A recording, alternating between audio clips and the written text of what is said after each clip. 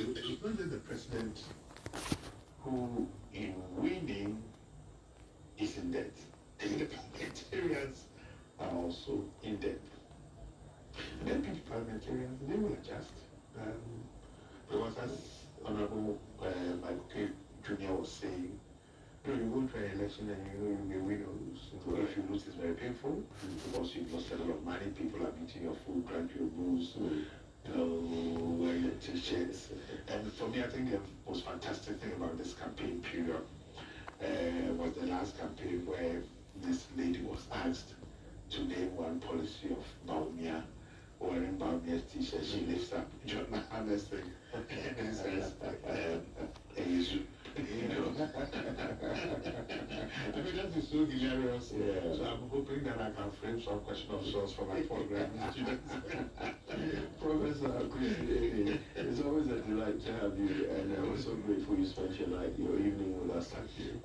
It's been a great learning experience as always, and there's still more to learn, which is why I'm sure you're watching your election headquarters, and there's so much coming up. We're taking you back now to the Joy News studio where Evans and the team are ready to break these numbers down and tell us exactly how the thing is looking as the EC still stands by the fax machine waiting to be able to tell us how things have planned out in this election. Evans. Yes, Kojo, it's been fascinating listening to you and Prof, indeed, breaking down what has happened, and I see that he himself, that all of us really, still reeling from what has happened, the shock of it all. I'm pretty sure it took a long while for all of us to recover. The spare thought for the MPP folks who are all coming to terms now what has happened. And Kojo, I don't know if you can see in the smart wall behind me, I know you have one in front of you there, but it is really a green wave. You have to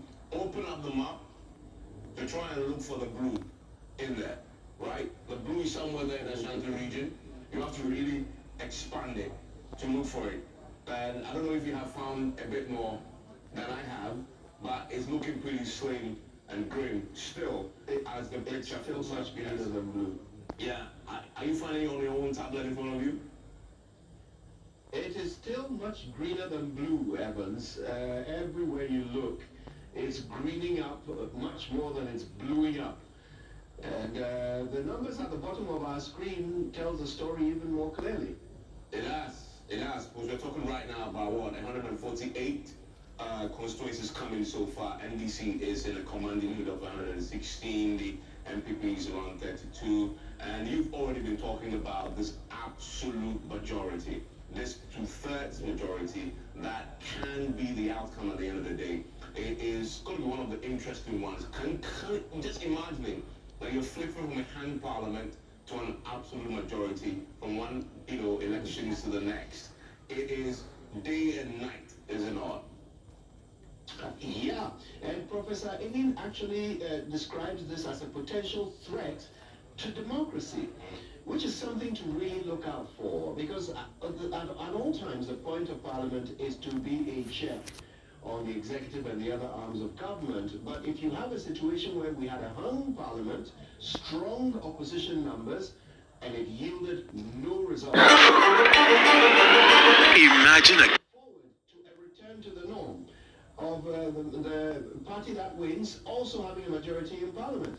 But Prof. Enin said